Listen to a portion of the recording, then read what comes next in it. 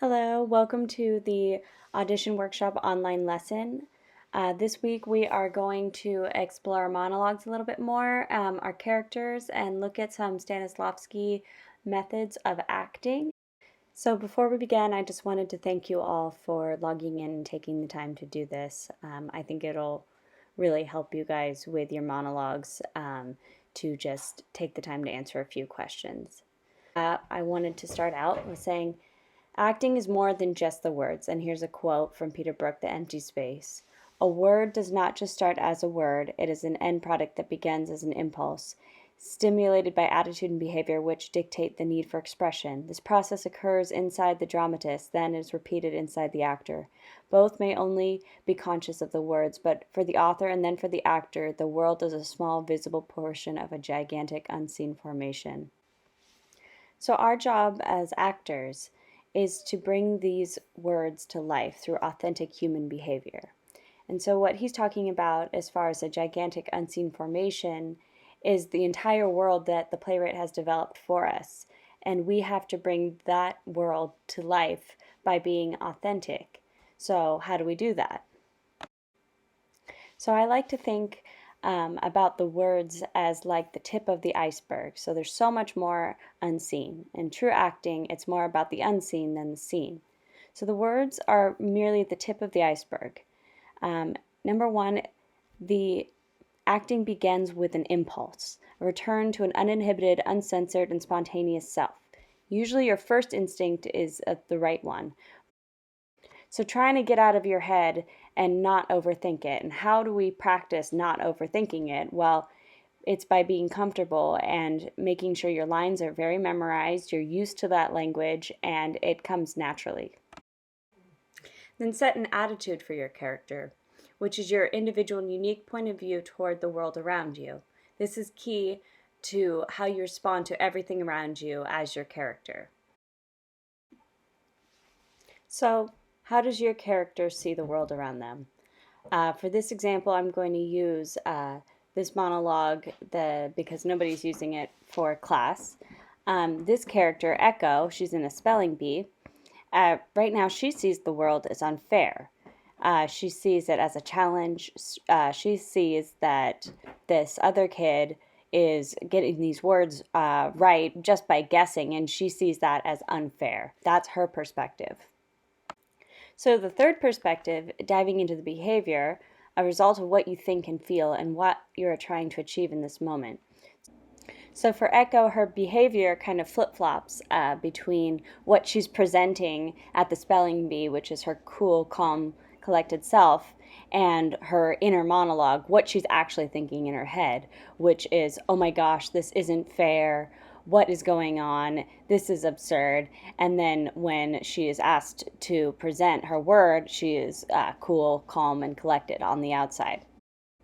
This is why it's kind of a fun monologue, because you get to show two behaviors in response to the attitude of your character. It's also challenging because you have to flip-flop between the two behaviors, but it's something that you can definitely bring to an audition to showcase your talent as an actor. Taking action. What are you trying to accomplish? It's easy to discover what is your action. For example, in the spelling bee monologue, her action is to get it right. But investigating the why is a hugely important thing that is often overlooked. Why does she have to spell it right? Well, to win, of course. But why does she have to win?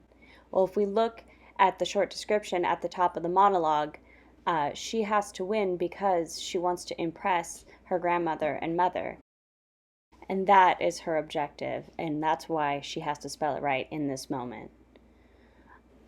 Some other things to consider when you're looking at your monologue and your character is, who are you, where are you, why are you here, and who are you addressing? Number two, what are you saying and why are you saying it? What is your objective and what do you want in this moment? So why don't you take a moment, pause the video, and look at these questions and see what you can come up with as far as the answers to who are you, where are you, why are you here, who are you addressing, why are you saying it, and what are you saying, and what is your objective, and what do you want in this moment. There's no exactly right or wrong answer. Everybody's perspective is going to be a little different, and that's the fun of acting and the choices that you get to make as an actor and what makes your monologue original. Something else really important to consider when practicing your monologue is vocal and speaking. So, am I projecting and is my diction good? Meaning, am I enunciating all my words and am I speaking loud enough for the people at the audition to hear me? So, take into consideration the size of the room. If you are auditioning on a big stage, you want to make sure that you are definitely projecting, but you always want to make sure you're being heard. And also make sure that you're enunciating all your words. And sometimes it might seem like you're overdoing it, but a good way to judge if you are enunciating and being able to be understood is take a moment to videotape yourself doing the monologue or dialogue in the scene if you're working on a scene and listen to it back. You'll often be speaking a little faster than you thought you were. Also consider pacing and urgency when practicing your monologue. So what I mean by that is how fast or slow is your character speaking and how urgent do they need to convey these words in the context of what's going on in the story. So for instance, a coat hanger sculpture, I got a C on my coat hanger sculpture. She's speaking very quickly and very urgently because she needs to change her teacher's mind and she needs to change it now. Whereas Run from Footloose is kind of having an introspective moment where he's considering why his dad left and thinking about the preacher who he's talking to and realizing that they both have that in common, that they had somebody leave them in their life. And so he's maybe not talking as quickly because he's taking a moment to consider what's going on around him. Beats. Beats are an intentional pause when you are speaking in theater. So a beat is where you change the subject, where a new idea occurs. So in the spelling bee monologue, they start with glunch. Glunch. Glunch. I knew I was right. I was right. So that pause is a beat where, as you can see in the stage directions, Echo, it says she opens her eyes, looks anxious, then smiles. She speaks quickly. So that beat was a change of subject. So glunch, Glunch, glunch. She's talking to the people at the spelling bee. Then she takes a beat and has her inner thoughts. I knew I was right. Glunch is such an easy word.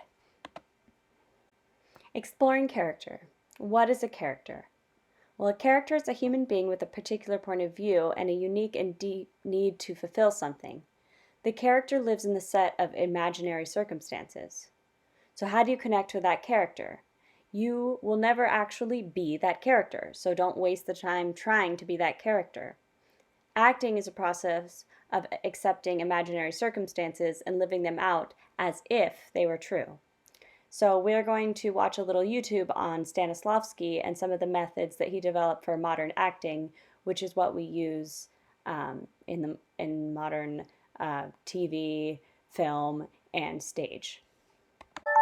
It happens you come to the theater, watch the show, but there's nothing to watch. Boring, or even worse. An actor, as we say, overacts, yells, twitches, toils. But he's empty inside, and the audience even feels sorry for him. Oh dear, why on earth does it take you such great pains? Have a rest. And sometimes the actor seems to be simply voicing words, but the audience in the hall is crying. What's the secret? How does it happen? The answer was given by Konstantin Stanislavski more than 80 years ago.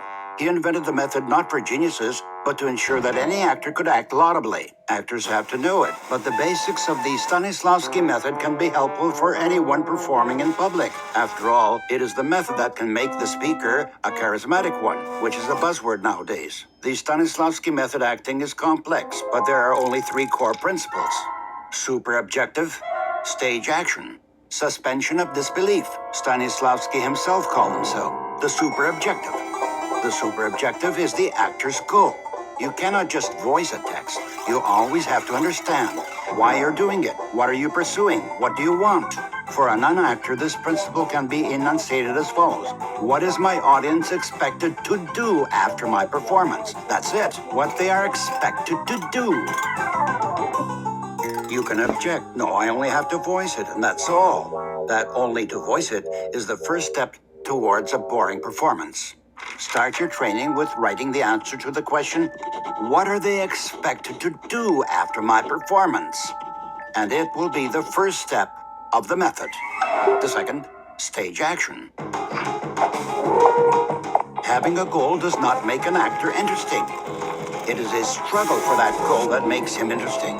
And for a struggle, he needs obstacles. Thus, an action according to the method is not a physical movement, it is the struggle.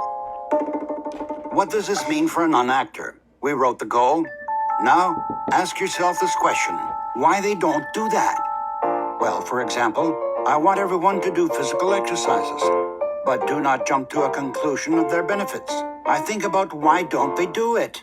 Maybe it's laziness. That's it. Then we'll fight laziness and we'll speak exactly about it. A heartfelt struggle is always interesting.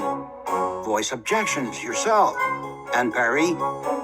Criticize your own position and defend it. Ask yourself sharp questions and answer them. It will lug you away, will make you an interesting and charismatic character. Are you afraid of looking laughable? Don't be. The third principle was designed for that. Suspension of disbelief. This is what gives an actor sincerity. The mechanism is the following. The actor voicing Shakespeare's text forms in thought his personal story that touches him emotionally. Well, for example, in real life, my girlfriend dumped me. Fine, I'll think about it. It's very important to visualize this situation as accurately as possible. If you believe it, your audience will do it too. And if we're not actors, it's hard to think of one thing and say another, isn't it? That is not even necessary, and you don't have to. Follow a simple rule. Less common words, more stories that you can visualize, that is, with description of events. Touch you personally, help you get things done. See your story and speak it out.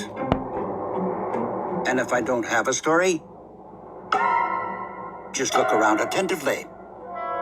So the Stanislavski method acting for speaker is to set a goal as, what will they do? To think out all the obstacles that could jeopardize the goal. Name them and fight them. Use fewer generalizations, bring more specific stories. The method originates from Russia, and now it is the entire world's heritage. It is worshipped by actors and elucidates not only the mystery of good acting, but also the secret of perfect public appearances. Good luck, and I wish you excellent performances.